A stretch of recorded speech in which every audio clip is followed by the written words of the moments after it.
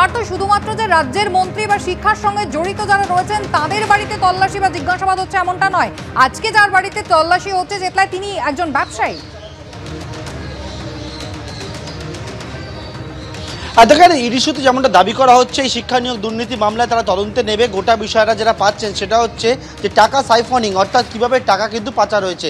বিশ্বরূপ বসু যে চেতলার যে বাড়িতে তুমি জানো যে আজকে সকালবেলা 7টা থেকে তল্লাশি অভিযান হয় এবং সেখানে তিনি ছিলেন না, তার ভাইয়ের সঙ্গে কথা বলেন এবং এই মুহূর্তে তার অপর একটা ফ্ল্যাট রয়েছে চেতলার পেয়ারিমোহন রায় রোডের পর চেতলা রোডে, এবং এই যে ফ্ল্যাট, এই ফ্ল্যাটে ওনার পরিবারের সদস্যরা আছেন, কিন্তু বিশ্বরূপ বসু বা বুবু তিনি কিন্তু নেই, কারণ তিনি বর্তমানে হাসপাতালে চিকিৎসাধীন রয়েছেন। পরিবারের তরফ থেকে জানানো হয়েছে ওনার এই ফ্ল্যাটেও কিন্তু ইডির আধিকারিকরা সকালবেলা আসেন এবং আসার পরে প্রথমে চেতলায় যেখানে ইডির অফিসাররা ছিলেন সেখান থেকে তল্লাশি অভিযান শেষ করে তারা প্রায় 5.5 ঘন্টা ধরে থাকেন ওনার যে পুরনো যে বাড়ি ছিল সেই বাড়িতে। তার পরবর্তীকালে এই ফ্ল্যাটে এসছেন। মূলত যে বিষয়টা ইডির তরফ থেকে দাবি করা হচ্ছে, এই শিক্ষা নিয়োগ দুর্নীতির যে টাকা, সেই টাকা কিন্তু যে সাইফনিং হয়েছে, পাচার হয়েছে, সেখানে এনার নাম পেয়েছেন বলে ইডির তরফ থেকে দাবি করা হচ্ছে এবং সেই মতোই আজকে এই তল্লাশি অভিযান।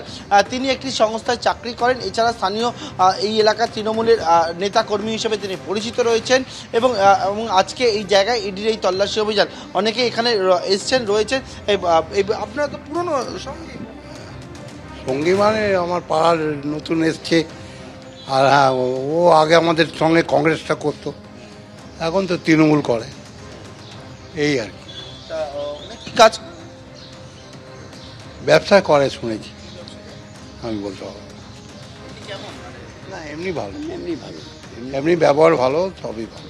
অর্থাৎ এই দেখতে পাচ্ছ ওনার বাড়িতে এবং বাড়ির চারপাশে, ফ্ল্যাটের চারপাশে কেন্দ্রীয় বাহিনী জওয়ান তারা কিন্তু একেবারে ঘিরে রয়েছেন এবং এই ফ্ল্যাটে ওনার স্ত্রী এবং অন্যান্যরা রয়েছেন, তাদের সঙ্গে কিন্তু এই মুহূর্তে ইডি আধিকারিকরা কথা বলছেন এবং তল্লাশি অভিযান চালানো হচ্ছে। পার্থ, ধন্যবাদ। আর এবার শিক্ষক নিয়োগ দুর্নীতি কাণ্ডে এসএসসির পশ্চিম এবং উত্তরাঞ্চলের প্রাক্তন চেয়ারম্যানকে গ্রেফতার করা হলো।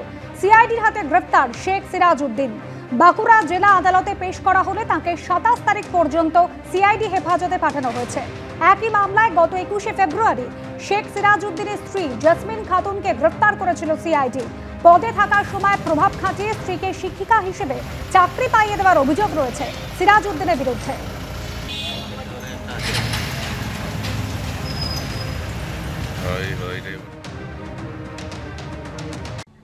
রাজ্যের মুখ্য সচিবকে নোটিশ পাঠালো কলকাতা হাইকোর্ট। নিয়োগ দুর্নীতি কাণ্ডে জামিন সংক্রান্ত মামলায় মুখ্য সচিবকে নোটিশ বিচারপতি জয়মাল্য বাগচি।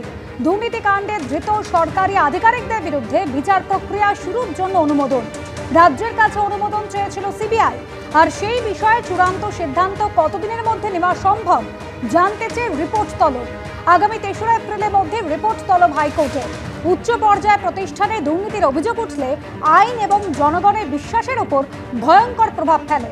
অনুমোদনের বিষয়ে সিদ্ধান্ত নেওয়া একটা স্বয়ংক্রিয় পদ্ধতি, এতে দেরি হওয়াটা দুঃখের মন্তব্য মাননীয় বিচারপতি।